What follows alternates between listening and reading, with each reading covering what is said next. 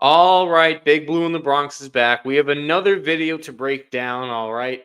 And no, this one's not the New York Mets as we've been doing all off season long. We got to talk about the crummy New York Jets and their funny franchise as the misery continues for the New York Jets. And I really didn't want to make this video because have you ever heard me and the boys in the live stream with Alex and Luca? It kind of feels like a repetitive cycle of us just like with the complaints. And not only that, but with all the bashing we've done to this organization because they are truly the worst football team in the NFL and the joke of a franchise in the NFL. And I know they don't have the worst record, but sometimes it's a little more of the story instead of the record. But regardless, they have the longest playoff drought, okay? They are 13 years and no postseason appearances. All right. So I haven't seen a playoff game since I was about 9 years old, which is pretty sad. It is pretty sad out there. But nevertheless, before we get into that, just guys, make sure you turn on those post notifications, like, comment, subscribe, share out, do all the good stuff for this video. Okay. And we are going to get into it because we have quite a heavy load to unpack here. All right. So why are we bringing up the New York Jets? What's going on around the NFL, right? So I have to say, let's look at what other teams have done. And here's what irks me about the Jets. We've had 3 seasons under Robert Saleh and 4 under Joe Douglas. Because remember, Douglas got there his first season with Adam Gase, and that wasn't his pick. Obviously, we know what happened. Gase got fired, and now Saleh is the coach for the past 3 seasons. Here's what irks me, right? We see all these other teams that have failed, like the Jets, decide to either move off coaches, move off general managers. And I'm not just talking about whether that's, currently at this moment or currently during the season. I just mean in general, teams that are looking to change, right? Let's give some examples and let's look throughout the league of what's kind of happened, right? The Falcons, they fired their coach, Arthur Smith. He went 7-10 every single year that he was there in this 3 seasons. He's gone, all right? Even we look at the Bills, right? The Bills fired their offensive coordinator, in the middle of the year. Now they're a playoff team. Oh, that could have happened. The Panthers, right? They fired their general manager and their coach, right? Now, I don't know if that was the right move after just a little short time, but still did it. The Bears, they fired their offensive coordinator, right? The Jaguars, they didn't like their defense coordinator. They fired him. Remember the Raiders, they let go of their general manager and head coach, almost pushed for a playoff spot. The Chargers, after getting embarrassed on a national game, which Robert Saleh and Joe Douglas do a lot, they fired Brandon Staley and Tom Telesco, right? There's that. The Giants fired their special teams coordinator, okay? And their offensive line coach. Hint, hint. Steelers fired Matt Canada during the year. Remember that? The Titans fired their head coach, Mike Vrabel. The Commanders fired their head coach, Ron Rivera, okay? Bill Belichick, no longer a New England Patriot, right? So all these guys, Pete Carroll, another guy, head coach, no longer there with the Seattle Seahawks. So just plenty of examples, right, of teams either not bringing back their head coach, general manager, their coordinator, whatever the reason may be. Everyone's got their own different reasons. The season didn't go as planned for others, right? But it just shows you that when teams are failing, they are trying to actively change because they don't like a losing culture. Well, that's not the Jets. The New York Jets love losing cultures, okay? They are the epitome of losing, okay? Joe Douglas, since he's gotten here, let's start with him. A record of 27-56 as a general manager. Now, I give him a little props for his presser for when he said that's not good enough. We know it's not good enough, though. But we need to see what you're going to do about it because, unfortunately, you guys aren't getting fired, okay? And they should be all fired. But we have the most stubborn organization out there, the most stubborn ownership, the most stubborn management. It is just embarrassing to be a Jets fan like myself. And why? And let's mention how stubborn Joe Douglas has been, right? So in his presser, he talks about the quarterback situation. That was like one of the first things the beat media brought up to him. And so he says in hindsight in 2020, they probably should have got a veteran quarterback. Well, you know what? They didn't, and they elected to go with Zach Wilson, who it makes also no sense when Joe Douglas says Zach Wilson was supposed to have a redshirt freshman year, right? He was supposed to not play any games and just learn and watch behind Aaron Rodgers. Obviously, Aaron Rodgers got hurt, but the fact they brought in no veteran backup quarterback either during the offseason or right after Aaron Rodgers got hurt is malpractice to the quarterback position and this organization. Here are the guys they could have brought in to help this team around. Okay, we have Taylor Heineke. He was an option, right? Andy Dalton. He was an option. Jacoby Brissett. He was an option, right? Mike White, they could have brought back. They had him at one point, right? Cooper Rush, he could have been traded. He was available on the market, right? Baker Mayfield, the Tampa Bay Buccaneers, guess what? They made the playoffs with Baker Mayfield, okay? So don't give me any excuses there. Nick Mullins, he was an option, right? Gardner Minshew, he was one play away from being in the playoffs, right? Teddy Bridgewater, he could have been a guy, right? They could have brought back they could have brought in Carson Wentz during the season, okay? That was an option, but no, he's going to be a backup in the playoffs to the Rams because he wants to go to a winner and not a loser organization like us. This one really hurt me because we had this guy, and it just shows how bad we are now, right? We had Joe Flacco at one point, and he looked like a statue. Well, this year, he's going to be in a playoff game for starting for the Cleveland Browns, okay? And we'll talk a little more about the Browns in a sec. But Joe Flacco is another guy we could have brought in. We could have made a phone call, okay? But nevertheless, it doesn't matter because Joe Douglas was so stubborn that all he did was bring in Trevor Siemian, Rippon, okay? And it was pretty much a disaster. Oh, excuse me, and Tim Boyle, because he knows the system of Nathaniel Hackett, because everyone's on lockstep and everyone needs to know the system that is so great with the New York Jets. By the way, that system led us to the worst ranked offense according to Pro Football Focus. We had the number one defense. We just had the 32nd ranked offense. So thank you for that amazing system, right? And it's not just the quarterback situation that Joe Douglas has failed on numerous levels, right? We got to look what he was brought in for. Remember, he's a guy that likes to attack the trenches so he likes the offensive line and the defensive line. Now, I will give him credit. He has made some very solid moves in the defensive line. He's made some good signs with the D tackles, brought in some really good young pass rushers. So I will give him his props there. However, the offensive line, from that year one that Adam Gase was here, right? It is still a complete hot mess. The Jets have some of the worst offensive lines I've ever seen in football, right? So let's look at what he kind of had, going back right into his first year. This is the last year under Adam Gase. He had a rookie, Mekhi Becton, his draft pick, by the way, which now it's not looking so good. Hindsight, it looked good. Now, not so much. He had Alex Lewis, Connor McGovern, Greg Van Roten, and George Fant. Now, McGovern was really a solid player, okay? He's like an average center, right? Fant, don't even get me. That was a whole thing they messed up with there, right? Couldn't decide left tackle, right tackle. They got him frustrated. He played well, but they just pissed him off so much. So what else do they do, right? They brought in Elijah Vera Tucker. Unfortunately, he's been hurt. He's really excellent, okay? They need to figure out a position for him. I'd say let him play tackle next year, okay? Because they really need, pretty much at this point, 2 bookend tackles, and I think Vera Tucker can get the job done. Here's another one that really annoyed me. They had Morgan Moses. Morgan Moses was not that good here. Here's the thing. Do you know how good Morgan Moses has been one of the best right tackles in the game for the Baltimore Ravens this year? Anyone want to mention that? Just shows you how good our offensive line coaching is, right? Which we'll get into in a sec, as we obviously will. But there's not only that. We look into further years, right? Obviously, like I said, we still had McGovern. We still had Vera Tucker, right? Becton was still hurt, unfortunately. We made a big signing. This is one of the great signings of Joe Douglas. Laken Tomlinson, a huge, huge disaster as it's been. Signed him to a big contract, right? He simply has not played the part. He has not played well at all, okay? It has been embarrassing there, okay? And it hasn't worked out. I don't know. I don't remember his contract situation in terms of they can get out of it, but it's pretty awful, right? So you have just some of those guys, right?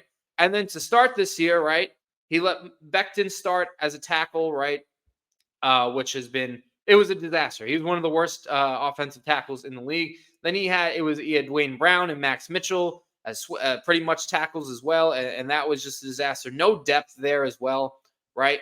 He drafted Joe Tittman, but he couldn't find a position for him to play. So again, really, really not good work there because we're kind of just wasting guys away, right? Now, I don't want to say Tippmann was a waste this year. He's a nice building block to have, but it's a little confusing. Back to the training camp, center, guard, pick a spot for him, let him grow there, okay? Because, it really does hinder some of their development once they don't get out enough quickly, right? Nevertheless, here was the real one little funny thing too. He did bring in a veteran in Roger Saffold, and Robert Saleh did not play the man and pretty much messed that situation up. Okay, the presser for that one was kind of embarrassing in my opinion as well. And so that is just another example of how bad the New York Jets have been on the offensive line. And he hasn't had that many great free agent and draftee classes, right? You could look back to really any year, right? He's made some big blunders, all right, with some contracts. Remember, this is a guy who brought in Pierre Desir and Brashad Perryman and Carl Lawson, right? And other guys too. Corey Davis wasn't his fault, but he still brought him in. He was the general manager that took these guys in, right? And there's plenty of more that he's either let go, whether it's trading away Elijah Moore after giving up on them so quickly, right? You can go up and down the list of all the moves that he's made, right? The only really good free agent signings I'd say he's had was probably DJ Reed, and I'm not talking about guys getting off waivers. I'm talking about contracts given out. DJ Reed is probably the real main plug there. You can even talk about the moves in the past offseason, right?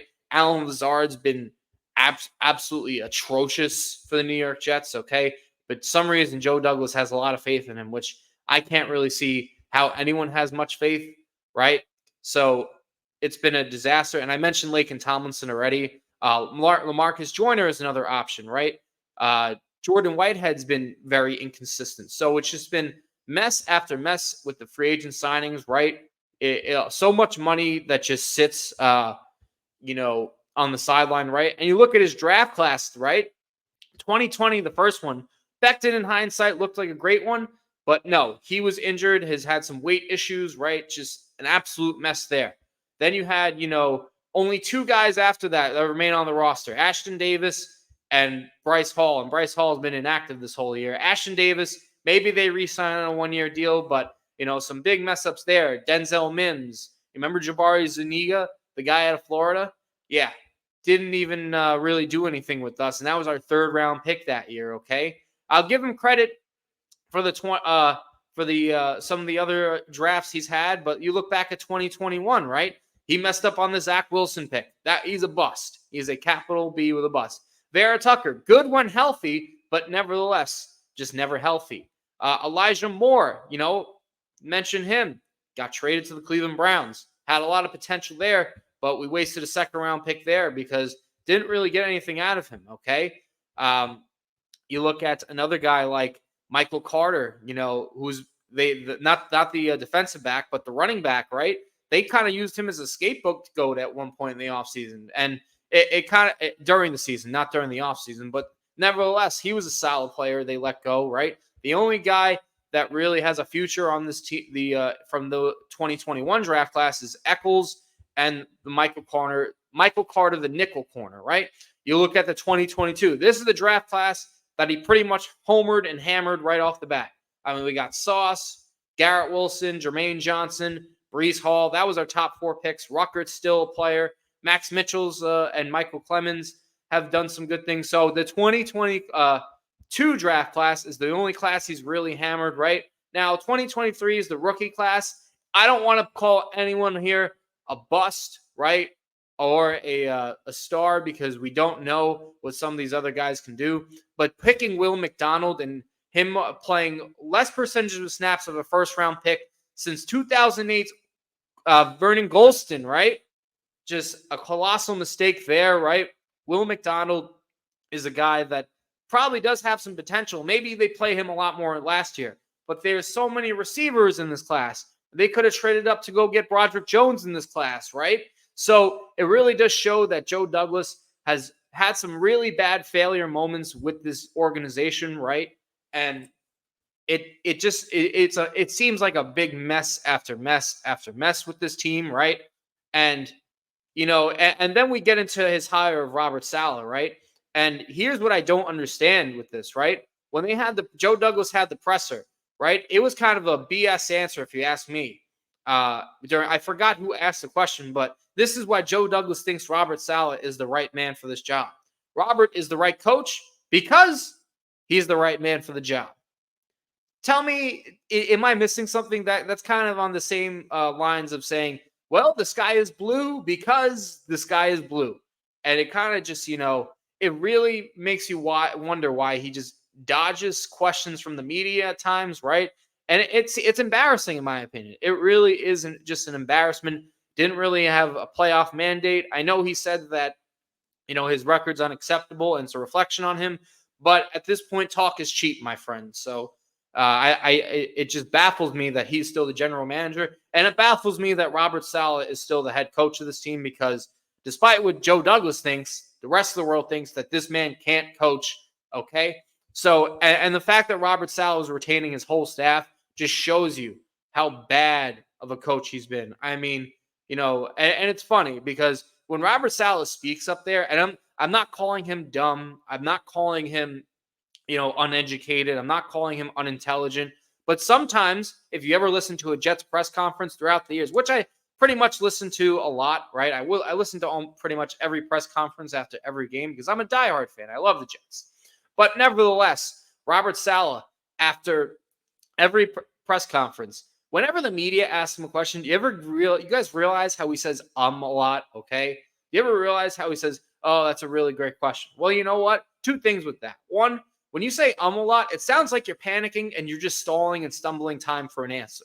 Okay, so just think of that. If you ever listen to one of his pressers, right, go back to each and every game. For anyone that doesn't believe me, when you have to keep constantly saying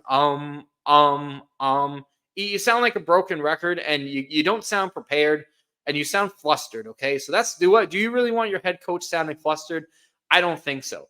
And then also, right, failing, this man never takes responsibility of anything for anything that goes wrong with the Jets. You can make sure that it's anyone's fault but him. Whenever there's a big game, Robert Saleh folds. Whenever there's a game after a bye week, this is a big indictment. Robert Saleh folds, right? Whenever the expectations are risen, Robert Saleh folds, okay? More double-digit losses than actual wins on this team for Robert Saleh. His head coaching record is 18-33. Again, let me repeat. His head coaching record, 18-33 since he's been here, okay? That is unacceptable in my opinion. That deserves a firing. I don't know why Woody Johnson and Joe Douglas see this man as the perfect guy for the job. And I will say this, right? With Robert Saleh, he blames he plays the blame game a lot, right? He blames a lot of the offensive line injuries while others are, it's like when there's an injury to the team, especially on the offensive line, I know he's done it a lot. He blames, uses that as an excuse instead of trying to overcome it. And here's why also I don't appreciate him when he's talking about retaining his staff and Keith Carter, right? Keith Carter's our offensive line coach for anyone that did not know. But nevertheless, with Robert Saleh, here's the beautiful quote he had as to why he thinks Keith Carter, our offensive line coach, who the team prioritized adding last offseason and still views him as a great addition. He says, I think he did a really nice job.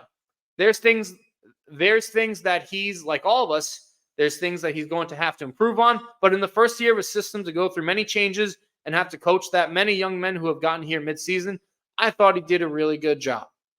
Okay, let's stop it right there. So, you know why I find that such a horrible, horrible answer and an excuse? Here's why, right? Robert Saleh acts like the Jets are the only team to have any offensive line injury or any injury to the team at all. I'll give you the perfect example as a team in the playoffs right now, right? The Cleveland Browns. The Cleveland Browns went through 4 quarterbacks, right? Deshaun got hurt. Then they had DTR, Dorian Thompson DTR in there. Then they had Walker in there. Now they're starting Joe Flacco, who was balling out, right? They had multiple injuries to their offensive tackle spot, right? Some more injuries on offense. They had injuries all over the place. Yet Kevin Stefanski, literally in a make or break season for the Cleveland Browns, got that team up, rose them from the ground, right? And said, you know what? I'm not going to use the injuries as an excuse.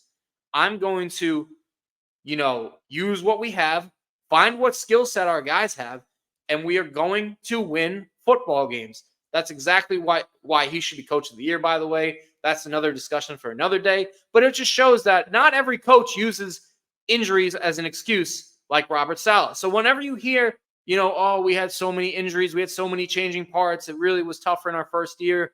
No, do not use that as an excuse. It is pathetic when coaches do that, because every coach deals with it, guys. Don't be fooled, okay? So here's the other thing, right? The in-game adjustments of Robert Saleh were awful this year.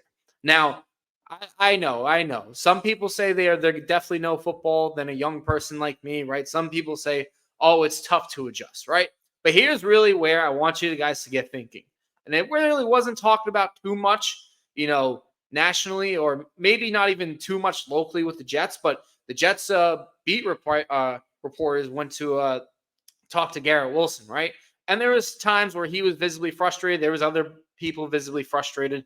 I want you to take a look at what he had to say in terms of if there needs to be a change on offense from any scheme and approach standpoint. Here's what Garrett Wilson said, right?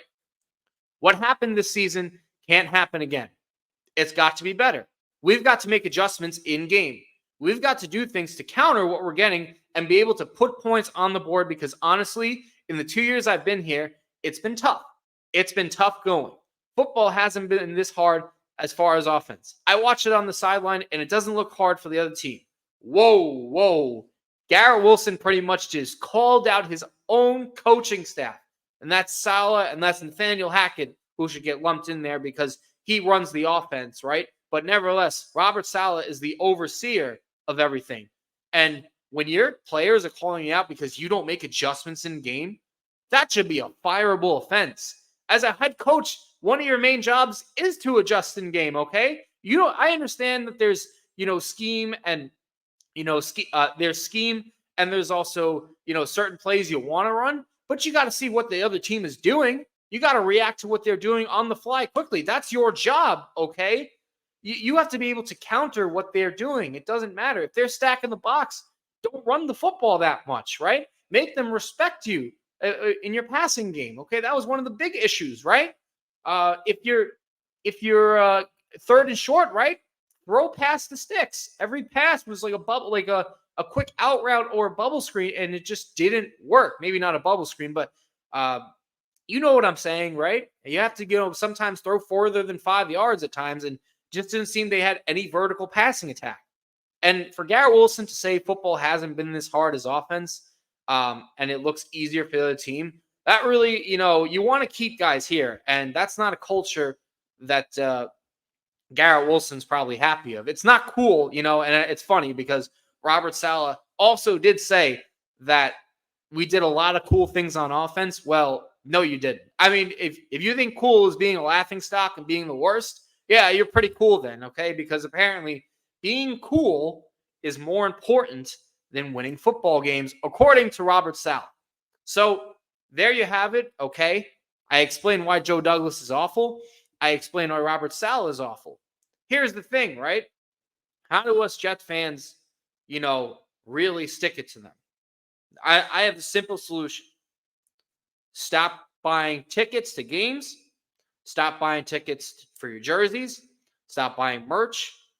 Stop showing up to their events until we see real change within this organization. And unfortunately, it might not even be with these two clowns.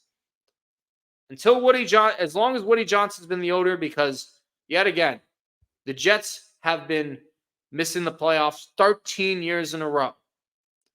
At least 10 losses in each of the past 3 seasons under this coaching staff. Please, fans, stop going to games. Do not waste your money. You can watch from home. let the other team's fan base, get the seats at MetLife Stadium, because Woody Johnson has failed this team yet again, and we cannot take it no more. It is embarrassing that we are the laughing stock yet again. So, guys, thank you all for watching. Okay, I hope you like, comment, and subscribe to this video. Make sure you turn on those post notifications and hit that damn like button. Share out if you can. And guys, there will be more content coming your way, and we will see you in the next one.